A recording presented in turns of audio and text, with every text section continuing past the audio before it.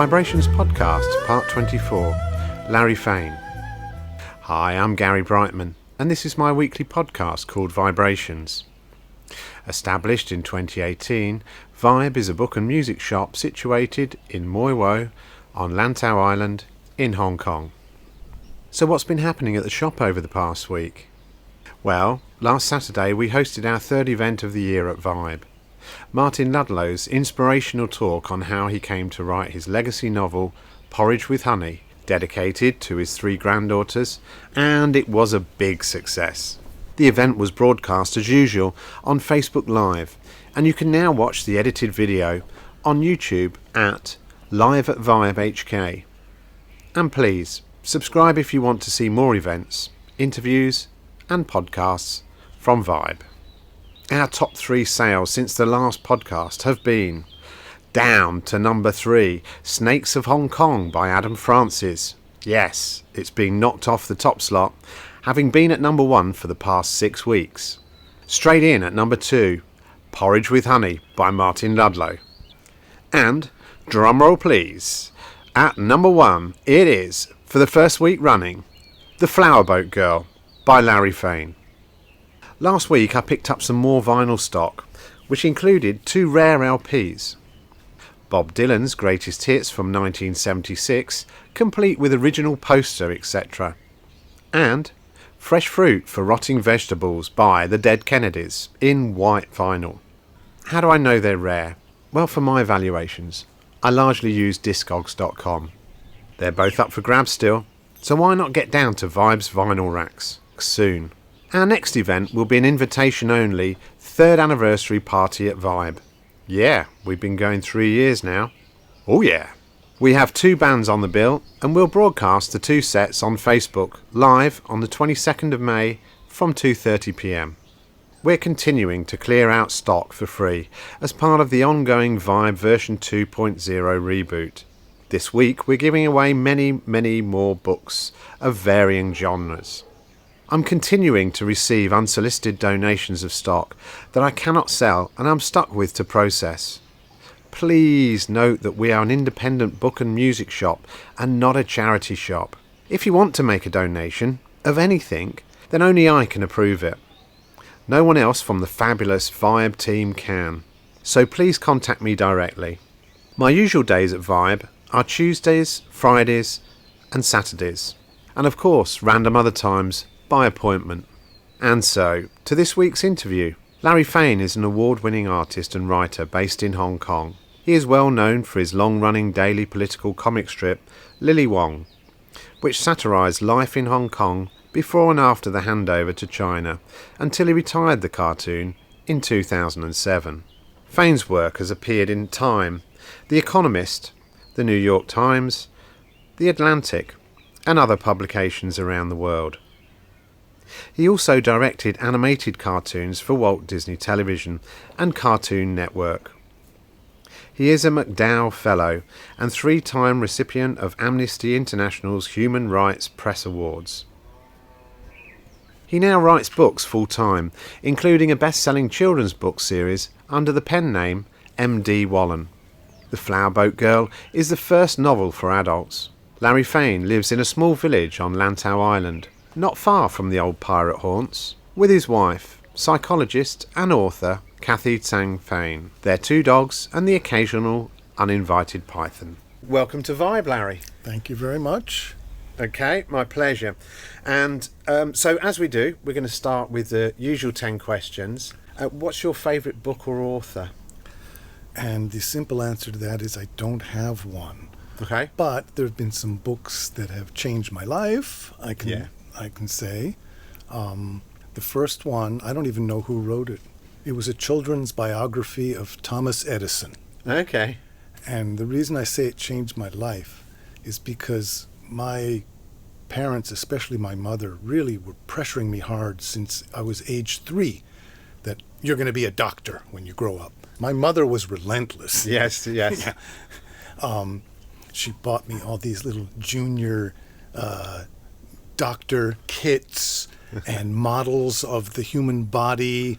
And then what she did, she bought me books about famous doctors and nurses and other scientists. So I got biographies of Albert Schweitzer and people like that. And also, although he wasn't a doctor, she got me a biography of Thomas Edison, who was a great inventor, right? And so I loved these books. Yeah. I adored them. Not because I was interested in becoming a doctor.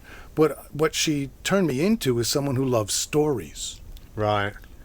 And this biography of Thomas Edison, I read it over and over and over again, so many times I can't even count, because I just loved the story. And it was a revelation to me. I was only maybe 5 years old, maybe 4, because she did teach me to read even before I started school. And the idea that a person's life could be told as a story was a real revelation to me. And so from that day on, I just started writing stories. Yeah. Non-stop. I would write, I would draw cartoons, but also write a lot of stories. So that book really influenced me in the opposite way that my mother intended. And I think she probably regrets it too. A favourite musical artist? Okay, that's an easy one. Joni Mitchell.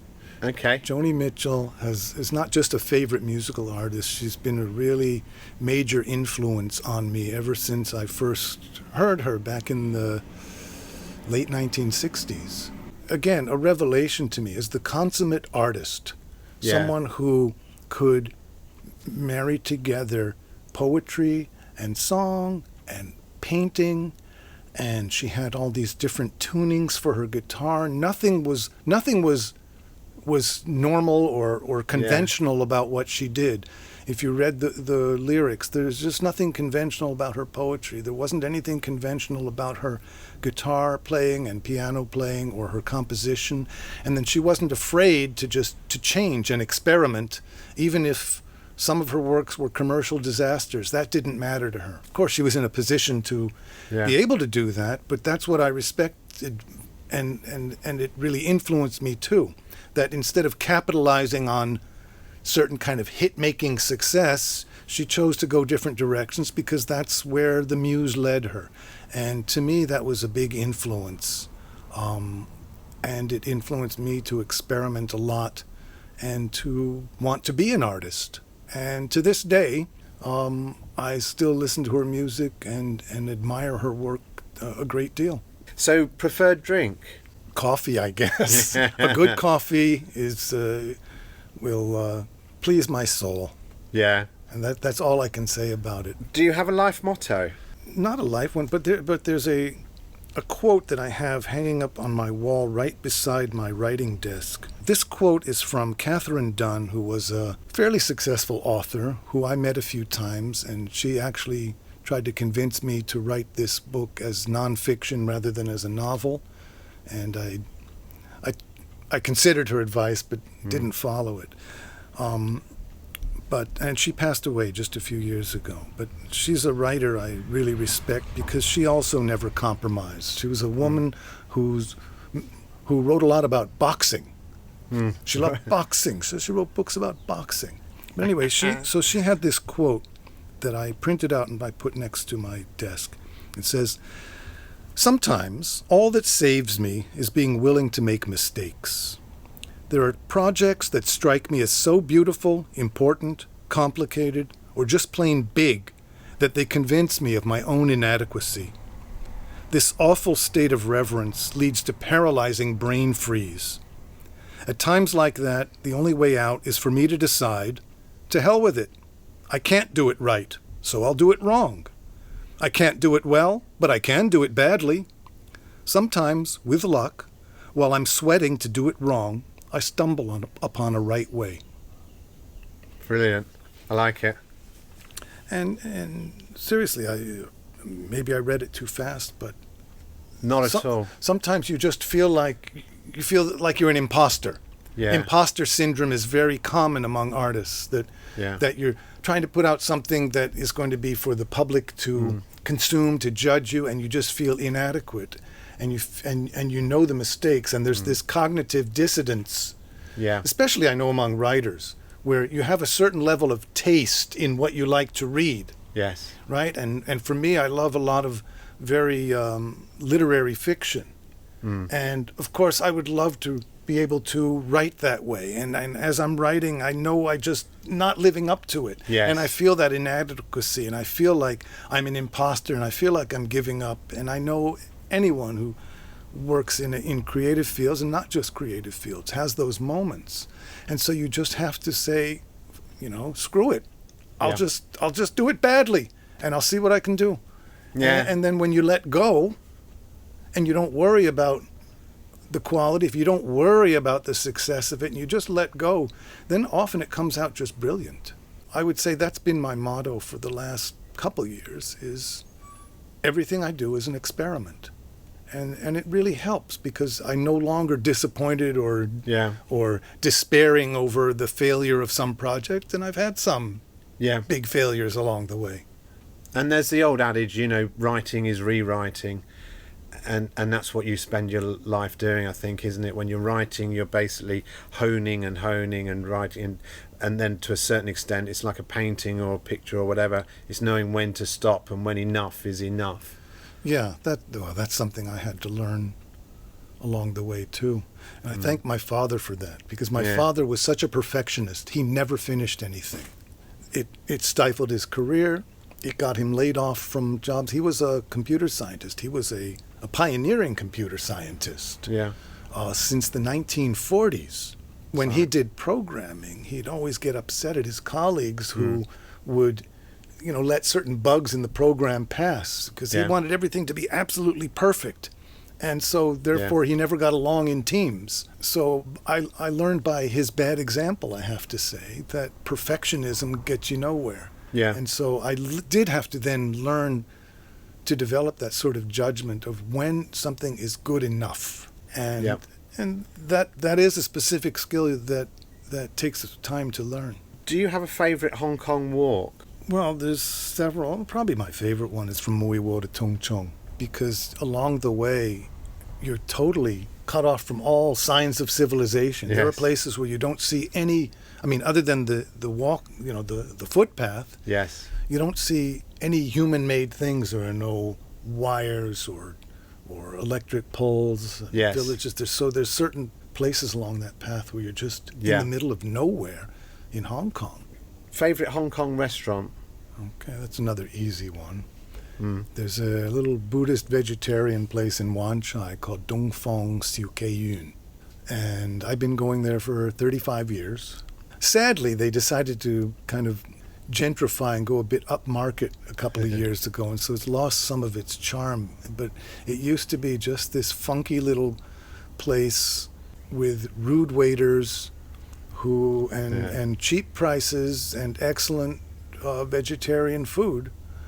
And for those of listening who remember my cartoon strip, The World of Lily Wong, in the papers here, the character of Rudy Wong actually came from that restaurant. We used to go there, and there was this rude waiter he was obviously from the mainland, because at that time in the 80s, the mainland immigrants, the men, would all have this permed hair. They permed their hair as high as it could possibly go, because they thought it made them look taller. So he's one of those. And this is, before a lot of, hygiene rules came into Hong Kong. So he'd always have a cigarette dangling out of his mouth. Hanging out of his side of his mouth. Sometimes the ashes would drop in the food that he's serving you. He'd have his thumb inside the bowl of soup and then kind of drop it on the table and it'd splash you. He was rude as hell. Yes. To the point where it was so ridiculous, he had to become a character in this comic strip. So that's where he came from. Faced with a python whilst walking up to the peak, what would you do? I don't know. I'd probably just walk away. Yeah.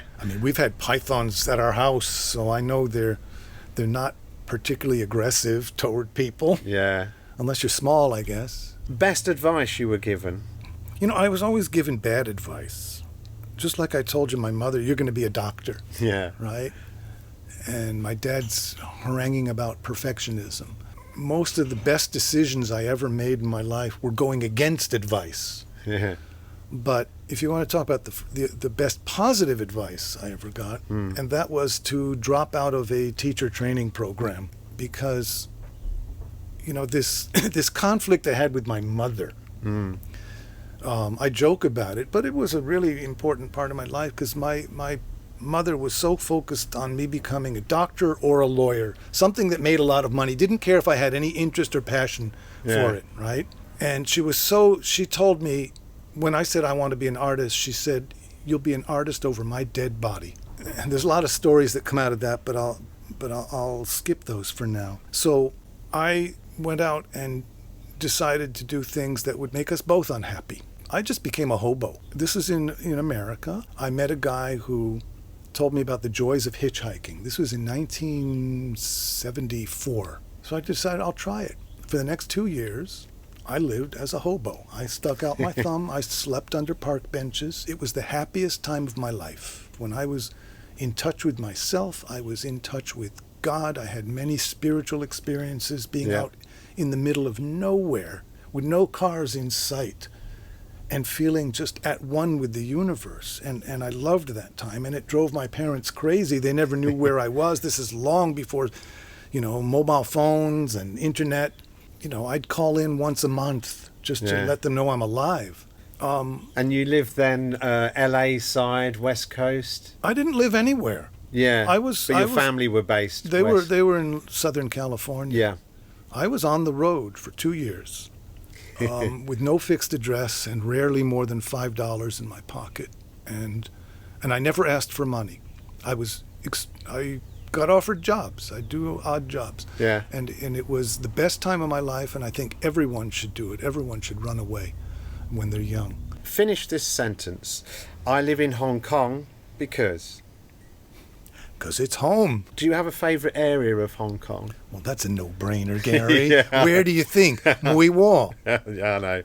I had to ask it, though, just for consistency. A lot of people who live in Mui Wo, we have these boring conversations over and over and over again who say, if I ever had to leave Mui Wo, I'd leave Hong Kong entirely. Yeah. And that's how I feel. I mean, I couldn't possibly consider living anywhere else in Hong Kong other than Mui Wo. And thank God that I found this place. What brought you to Hong Kong in the first place, and when was this? It's kind of a story that a lot of people have. I came here to visit and I never left. The story behind it was that I'd been living in Los Angeles and working in an animation studio. I was a storyboard artist for the Heathcliff the Cat show.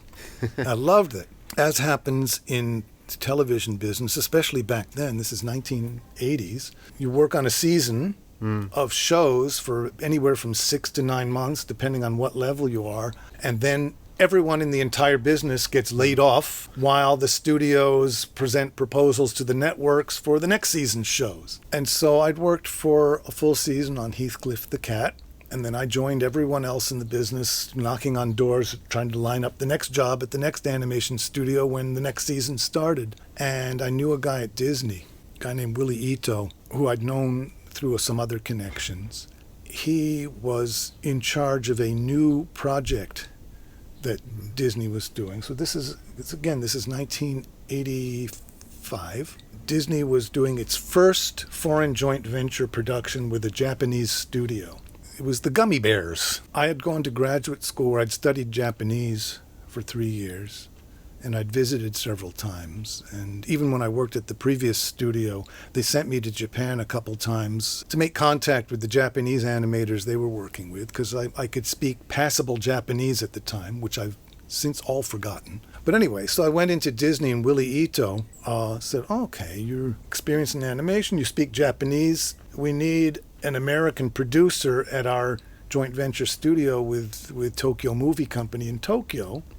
And would you like the job? I said, yes, yes, of course. The chance to live in Japan and really immerse in the culture. Of course, I was really into cartooning. Here I was an animator, right? The manga and culture in Japan fascinated me at the time. And so this was the ultimate. And I asked my wife, I've got this opportunity in Japan. You interested in moving there? And she thought, yeah, why not? Let's give it a try. Yeah. Because this was their very first joint venture with a studio outside of the United States. They were busy trying to set up the logistics, trying to make some deals with the Japanese government and the Tokyo municipal government for certain tax concessions and so on. And it was taking some time. So I was told that the job was mine, but we have to wait. All of this stuff is taken care of before they can officially start the job. And so would I mind hanging on? To cut a long story short, my wife, Kathy, and I decided, well, let's travel to Europe and then go whatever and just take some time off until the job comes through. Then we came to Hong Kong to visit her sister. Things were finally starting to settle with the job in Japan, so we thought, let's go to Hong Kong, for anywhere from 2 to 6 weeks, stay with her sister out in Kowloon, and then move on to Japan when we're ready. And we'd visited here briefly before, but this was my second visit to Hong Kong. We were here for an undefined amount of time, and it was very strange. This feeling came over me of belonging, living in this working class. They lived in like a 400 square foot flat, and we were, on top of each other. On top of each other, and it was in this very working class neighborhood with all the markets around, and there were no other Westerners around, and very little English spoken even in that area. And of course, I loved it. It was very exotic in a way, but at the same time, it was really strange that I felt no sense of culture shock.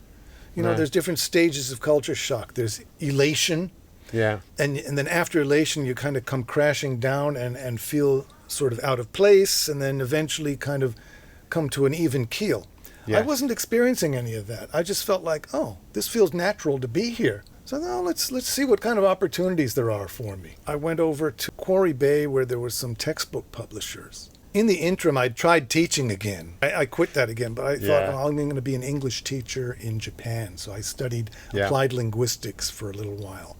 But I was able to go to these textbook publishers and say, I know English teaching methodology and I'm an illustrator. And all of them said, we want you. Because, the textbooks are highly illustrated, obviously. Yes. And they were frustrated working with local illustrators who may have been decent illustrators, but didn't quite get the purpose of the lessons. And so they always had to send back for revision after revision after revision. And so I was perfect. And I got so much work. I'd been in Hong Kong 10 days, and I had so much work thrown at me, I had to hire an assistant.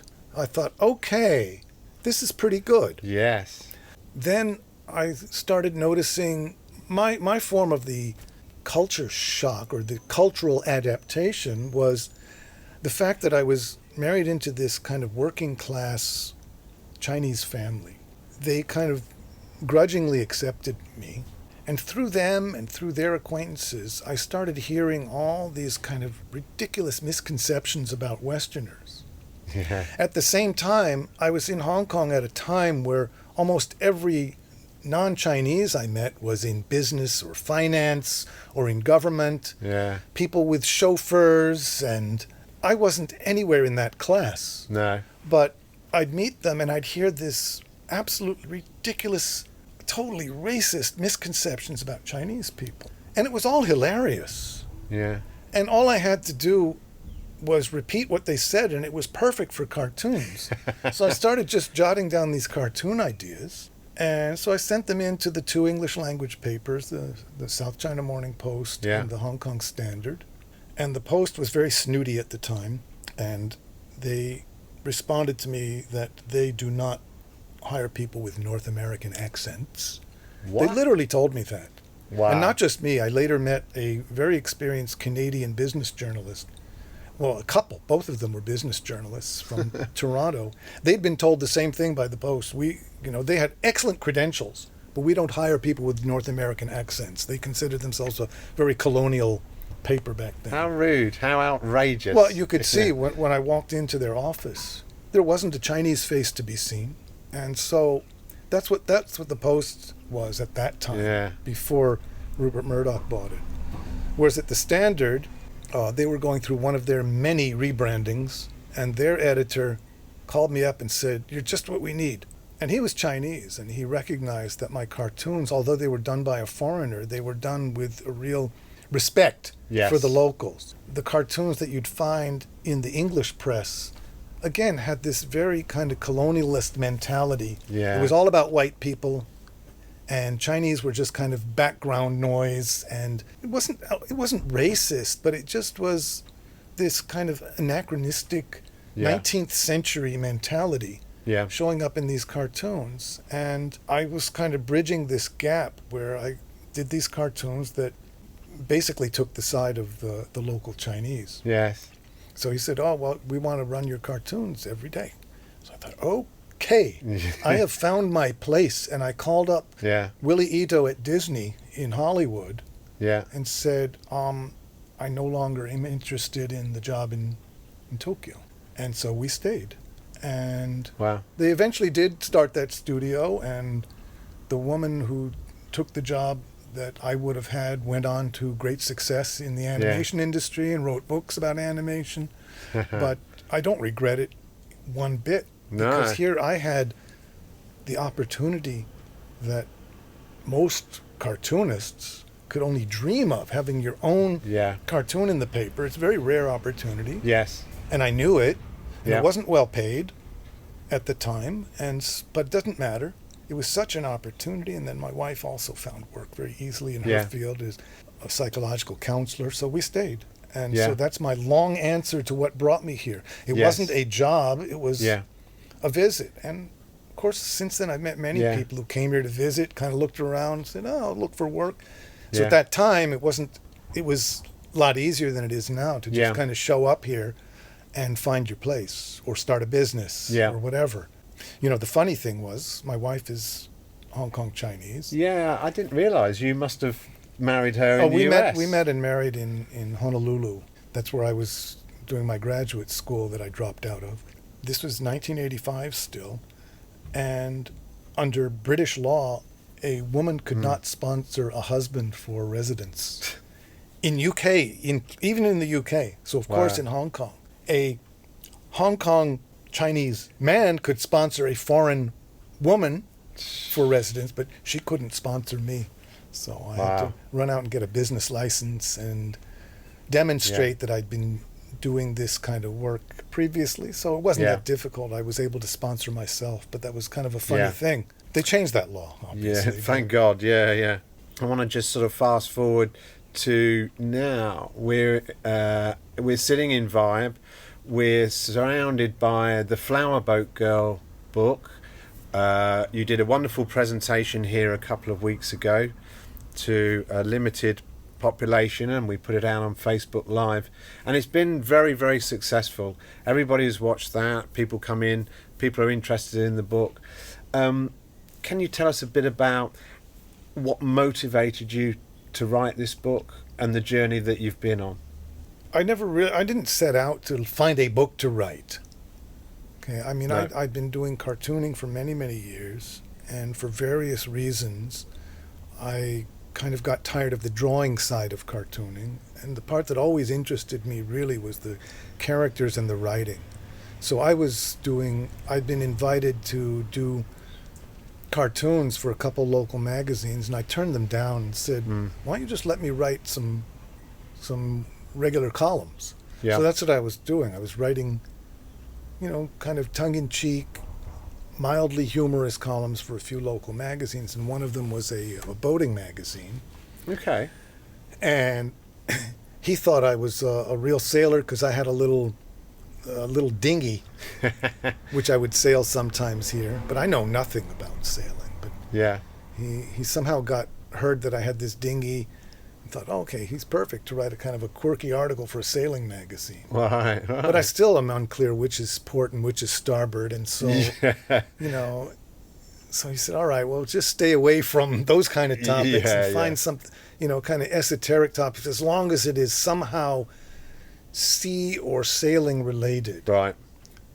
And so I had a fun time with that, and I had known for a long time some people in Tai O who were part of the boating community, went back generations, as sailors in Tai O, and one of them is a guy who runs the Gaido, which carries freight from from Shengwan Pier to Mui Wo every day. Right. So I did a profile of him for the magazine. Okay. And that was very interesting. And I was scrambling for other ideas, and I'd heard about the pirates that used to be in this area. And I asked him, what do you know about the pirates? He mentioned that his grandmother used to sometimes sing this folk song about this lady pirate who had stood up to the government navy and won. And so it painted her as kind of this folk hero. Of course, he couldn't remember any of the words. And I searched and searched, and I couldn't find any of the words. But that led me onto the topic of this woman pirate. Yes. Chingat. So I did some superficial research, and I wrote this article for the magazine. And shortly after that, I was really interested, so I kept doing the research, and it didn't take long for me to realize that most of what I'd written in this article was completely inaccurate. Most of what you find out about her is completely inaccurate. You know, I explained why in my talk here. I'm not going to repeat that. But what it did is it made me intrigued to find the truth behind the story. I really didn't even know what I was going to do with it. I just somehow this story landed in my lap, and it just latched onto me, and I couldn't get rid of it. In my spare time, which I had plenty of at that time, I just researched more and more as I could, and looking for, and you know, online there's so much you can do. So I went to the Maritime Museum and used their archives. I went to university libraries here, contacted a professor of maritime history at the University of Macau, and I just started gathering more and more information. And the more I gathered, the more this story of her life started to take shape. And it was almost as if it was written for a movie. It followed like all the right beats of the hero's journey, of this kind of 3-act structure, just naturally. And almost none of the real aspect of the story had ever come out. Even you look on the Wikipedia page, it's half of it is nonsense, but it's just there because it's like folk wisdom. It gets passed around and people accept it as true. And so I was determined to delve deeper and deeper. And I thought, someone must have written a book. Someone's got to have written a book about this. And that's what I was looking for. Yeah. Maybe someone, you know, back in the 1930s or something wrote something and it's long out of print. And I was grumbling about this to my wife one evening, and she said, will you just shut up about you? I wish there was a book about you. Obviously there isn't one. You're going to have to write it. And that was the catalyst. I said, yep, I guess I'm just going to have to write it. Yeah. And so I spent several years gathering information, not knowing what I was going to write. I thought, if I gather enough information, I can write the definitive biography. At a certain point, I realized there were a lot of gaps in the story. As I said, I had studied history, studying under this historian who taught me everything he knew about historical research methods and about determining what was likely bullshit and how to go behind some of these things that seem too good to be true, and trying to determine the truth, and also how to fill in gaps in a proper academic way when you can't really find the actual story. And so that's what I was doing, uncovering what was the source of a lot of these things that are common knowledge about her that just seemed unlikely to me. And I was able to find why they were unlikely, and in some cases I would find what the alternative truth was, and other times I couldn't. But there were enough gaps that I had to fill in kind of like by triangulation. Right. So, you know, an example would be how she joined the pirates in the first place. And this is something I mentioned in my talk, but I'll just say it briefly. It's assumed that she was abducted. We knew that she was a prostitute beforehand. And so I saw even recently a new article about her, written by an American, that told the story of how she worked on these flower boats, these floating brothels, and that the pirates invaded and took over the flower boat and grabbed her off of it. I don't know where this person got this information, but by looking at what really happened at that time, of course I couldn't find what happened to her, but I knew that these flower boats were located in city centers, in this case, right in the center of Guangzhou. There were flower boats in many cities in China, you know, floating on rivers or in coastlines, but always in populated centers. These were not way out of the way where people would sail for, you know, all day to go to them. These were places where Yeah. Young gentlemen would go out for the evening for entertainment, so they were right in city centers. Right. And the fact that a small ragtag group of pirates would dare to venture right into the center of Guangzhou and take over a flower boat, one, it was ridiculous that they would even go into the center. And this was things I was finding out by finding source histories at the time. Yes. And secondly, these pirates were often in the business of human trafficking and abducting women that they would sell to these flower boats. And why would they go and jeopardize their own clients? Also, you might say, well, it could have been a rival gang running it. But these, again, doing the research, I could find that these pirate gangs at the time, including the one that she ended up with, were a bunch of small, unrelated freelance outfits. They weren't part of a larger confederation or larger gang, actually, until she came along. And so by finding out what actually happened in general or with other histories of pirate gangs or about the flower boats and so on, I could quite definitively say it's impossible that she was kidnapped off of one of these boats. Yes. So then based on that, you think, okay, then how did she join? Again, I find quite a few accounts of pirate raids on coastal villages.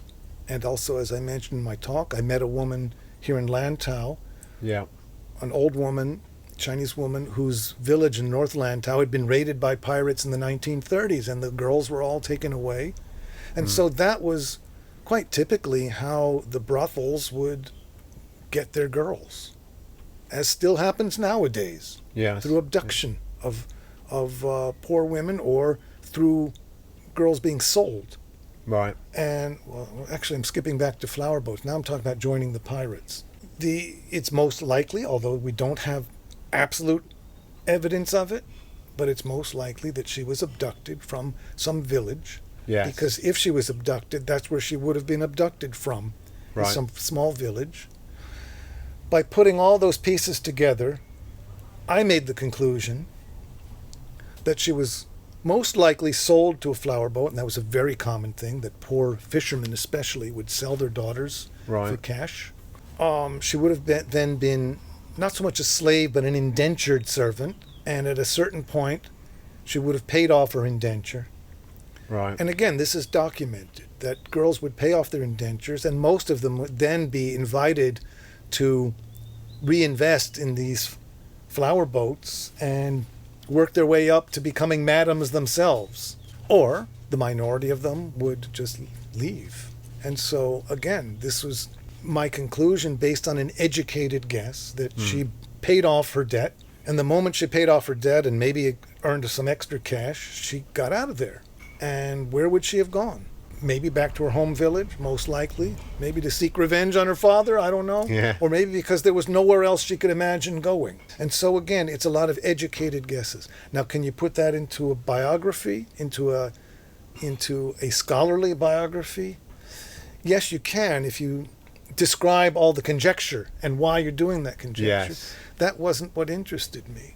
And so, again, I still hadn't made up my mind. Right. I was actually going through a writing course. That's where I met Catherine Dunn, the one whose quote I read to you earlier about persevering. And she was the one saying this should be a biography. She encouraged me to write the story behind the story of how I came across it, and that would have been interesting. But as I gathered more and more information, not about just her, but the times and what type of things she most likely did, a picture of her character started really to grow in my mind. I guess I didn't feel myself skilled enough as a writer of nonfiction to put that across in a biography. And I thought, I'll have more leeway to present her as a living personality if I write this as a biographical novel based on the true story, not changing the facts. Maybe I have to add some facts, but again, those are based on educated guesses. But it would give me that freedom to take all these educated guesses, put them into the story without having to explain this is educated guess, while still remaining true to all the facts and not changing anything that's known. Right. And so that's another motto I learned from another mentor is don't contradict what is known. So you can add your own stuff as long as it's consistent with the truth, but don't take what you already know is the truth and rearrange the history because it makes the story more sexy. Yeah. I was tempted to do that, but I didn't. Yeah. So with those kind of weapons and methodologies in hand, I decided I'd write a novel. And then after 5 years of research and back and forth deciding what to do, I decided I'm going to stop everything else and I'm going to write this novel. Yeah. And the research never stopped until I was finished. Yeah. I mean, you can get overwhelmed with research when you're doing historical fiction. And there were times when I had to back off because you start going down these rabbit holes. Oh, that's really interesting. Oh, I'm going to have to shove that in there because that's interesting. Yeah. I'll shove that in there. That's interesting. And you end up, it's like cooking with too many spices or painting with too many colors. And so I'd have to scale back. There were times when I'd come across something and think, what might have happened here? Or wait a minute, this couldn't have been because in this source shows that they're here and in this other source, 2 days later, they're 500 kilometers away. That couldn't have happened. And so I'd have to go back and do further research because I wanted to make it as True close to to the fact. truth as I could possibly get. Yeah. So the research continued as I needed it all throughout the writing for a long, long time. I mean, once you've got this thing, it becomes a big, overpowering thing in your life. There was at no point where you thought, I'm just going to let this one go, or this is going to change into something else? Yeah, I gave up on it 3 times. Really? It just became too big, and I felt too overwhelmed Yeah. and too underqualified to write it because, frankly, I hadn't written anything this big before. I mean, look what I had done for the previous 25 years with cartoons and also animation. And so the longest thing I'd ever written was a 25-minute animation script. Yeah. Right? Yeah. And that's how long half-hour episodes are. They're between 22 and 25 minutes. But mostly I'd honed my skills as a comic strip artist. Yeah. Where you're telling a complete narrative in 4 panels with as few words as possible, which was a good skill to have. Yeah. It's like writing poetry. And, you know, I'd have to write them first. People always ask, do you draw it first and then add the words? Or do you write it first? Of course you have to write it first. Yeah. And my comics, you know, had regular characters. And they had storylines, because I would do 6 days a week, and there would be a story for that week. Yeah. And that week would have 6 little episodes, each self-contained comic strip with its own little story and punchline. Right. And so it was dump, dump, dump, bang. Yes. And that's how I was so used to writing. And so it was a real challenge to write a long narrative where I didn't have a punchline at the end of every paragraph. Yeah, exactly. I was having every paragraph resolve the whatever happened at the beginning of the paragraph, like I'd write a comic strip. Yes. And every chapter had like an ending, as if the story's over. Yeah. And so you didn't have the motivation to turn the page. Yeah. I had to learn about cliffhangers. Yeah. So I was relearning the skills that I had started to work on many years ago to write a long narrative. So it overwhelmed me. I had a lot of certain setbacks along the way. And then after about 5 or 6 years of writing it and rewriting it and rewriting it until I'd written probably 2 million words. For reference, your average novel's 90,000 words. Right. I'd rewritten this thing so many times that I calculated I must have written 2 million words to come up with about the 16th draft of it. And it was really terrible. Right. It was a terrible, badly written book. And I just quit. I said, I can't do this. Yeah. And I put it aside. And I could see my wife's not so much disapproval, but she kept encouraging me, look, you've gone this far, figure out what's wrong with it and fix it. So I spent 6 months figuring out what was wrong with it. And I figured it out, what was wrong with it. Yeah. And there were 2 big things wrong with it. Yeah. One was how I'd conceived and outlined it in the first place. Right. And 2 was that I'd written it in third person. It was he, she. And Yeah. a lot of writers are very skillful and can really put across a deeply thought out character in third person. Yeah. And I discovered that I'm not good at it. So I threw out everything I'd written for 6 years. I threw out the entire thing. Wow. Instead of trying to rewrite it Yeah. and fix it, I figured that there's only so many bandages you can put on something like that. So I threw it out and I started all over from scratch and I reconceived it And I spent 6 months on that, Yeah. figuring out how to reconceive it, how to re-outline it, how to work on the different character arcs. And I wrote it in first person, from the point of view of, Yeah, that's of Yang, the protagonist. And then it just seemed to flow. It was just natural. I Yeah. knew the story deeply, frontward and backward. yes. So I hardly even had to consult my research anymore or Yeah. my notes. It just flowed out of me, and it went through several rewrites. That was after I had abandoned it twice, Yeah. because it would just overwhelm me so much. Amazing, actually, that you would have the guts. Me being a hoarder wouldn't have the guts to throw away 5 years or more work and start again. That's probably the chattel that was the thing that you needed to do to move to the next stage, I guess, and the becoming the flower girl first person.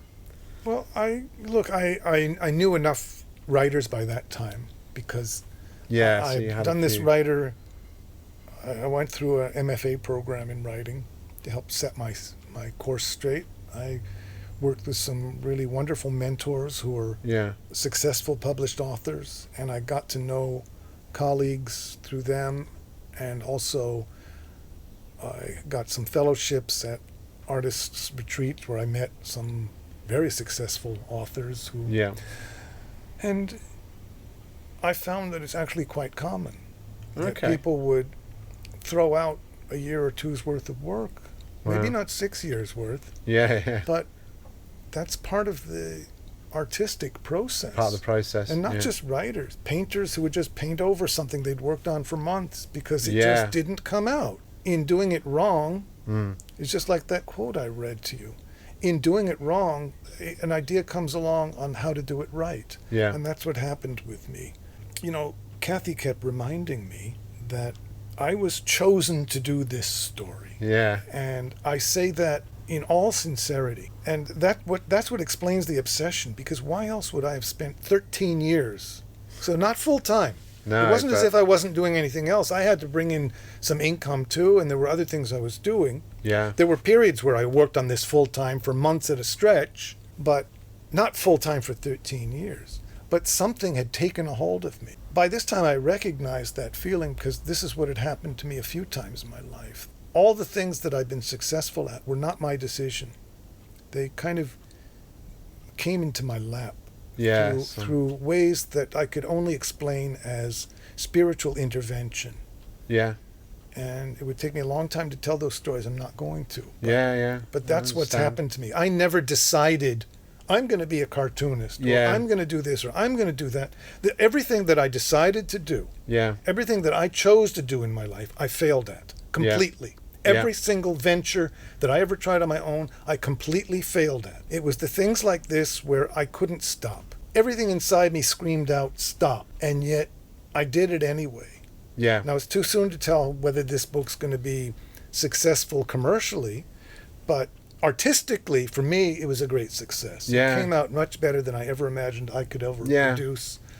Looking at it as objectively as I can of my own work, it took me over. And I had some experiences even in some Yeah. temples here in Hong Kong, in Lantau, where I felt a spiritual presence that kind of drove me along. And Yeah. so I believe that. and so a lot of people kind of roll their eyes at what I'm saying, but that's the fact. I think and I we- can't yeah. deny it. I can't deny Yeah. it that there was some External force. external force and external handiwork in everything that I've been good at, including the Yeah. cartoon.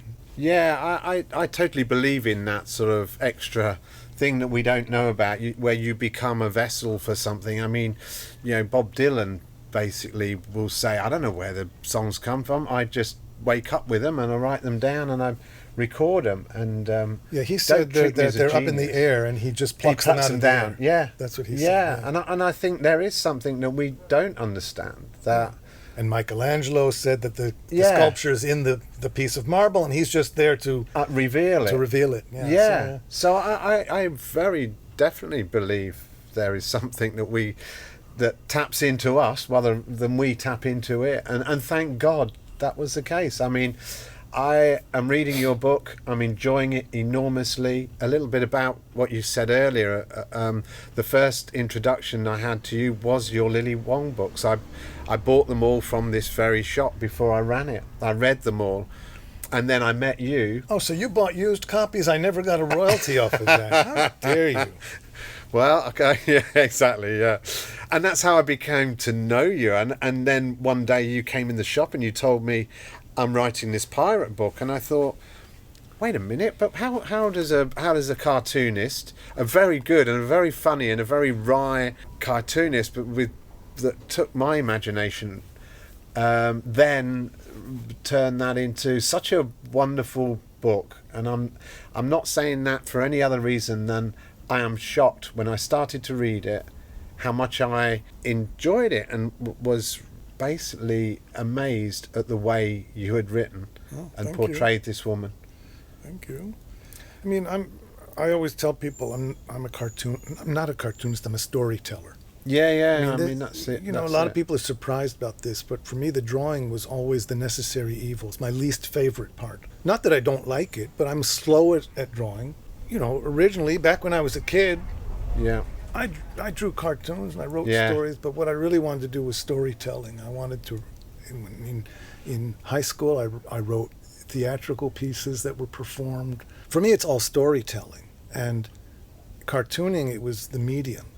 And so people make the mistake that a cartoonist is an illustrator who throws words on his illustrations. And there are people who come from an illustration background. And they go into cartooning and learn how to tell the stories and the gags. And there's some great cartoonists that way. And when they retire, a lot of them go and paint. And then there's that minority, like me, who are interested in characters and telling stories and learn to draw in order to do that. Yes. And when they leave cartooning, then they write books. And there's a couple others that I could point to like that, because it was the storytelling aspect that was most important. And like I said earlier, it's the writing that comes first. Yeah. And then when it's all written, when the words are honed down to the absolute perfect minimum that still has that rhythm of speech. It's like writing poetry. Yes. Yeah. Literally writing, even if you're writing a cartoon with no words, you have to plan it so that the things that you're showing in the picture are telling a specific story. And that's very difficult work. Yeah. And for me, writing the cartoons for each one might take 4 hours. Yeah. Before I got it just right. And then I had to sit down and sketch it and ink it and do the fixing and write and do the lettering. Yeah. And that to me was like, it's already done, but now I have to draw it. So, I mean, of course, there's a lot you can add that I would add in the drawings. A lot of little background stuff and the attitude. Yeah.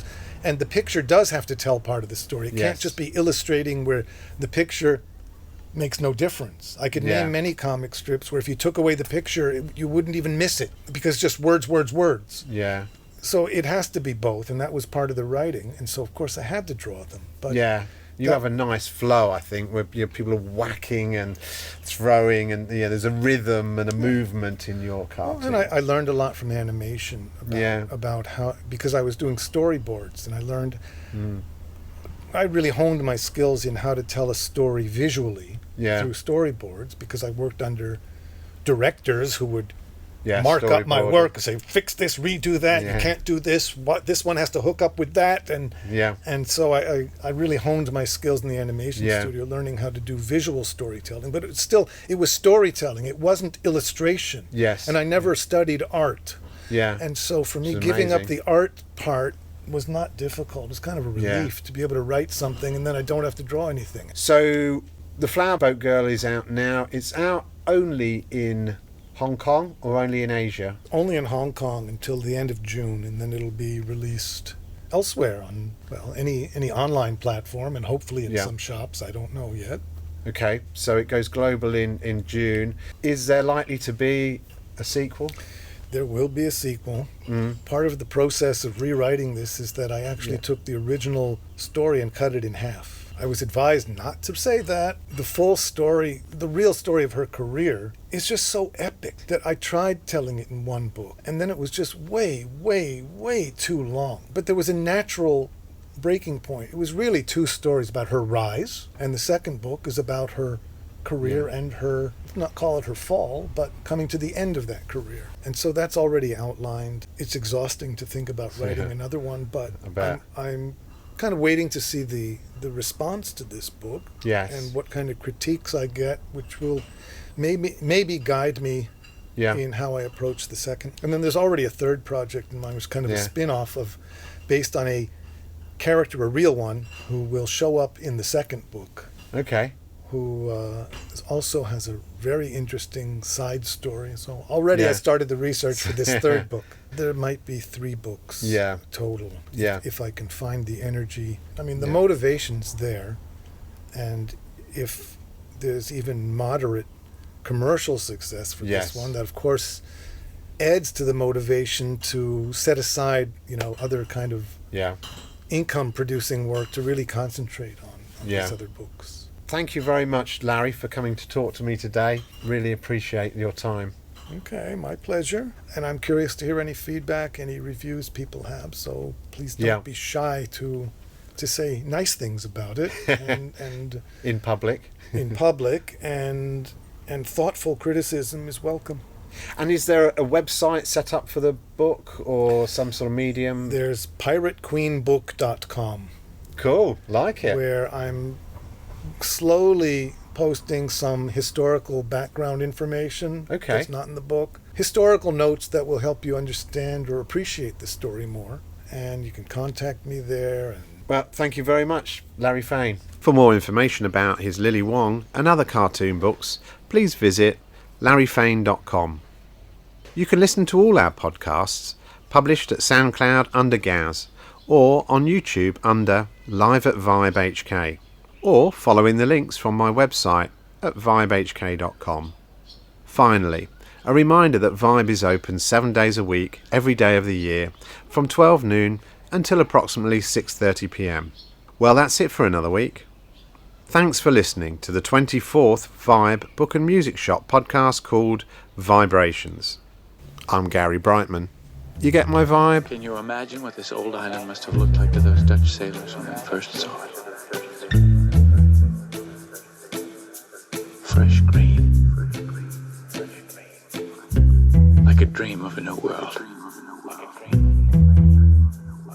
They must have held their breath. Afraid it would disappear before they could touch it.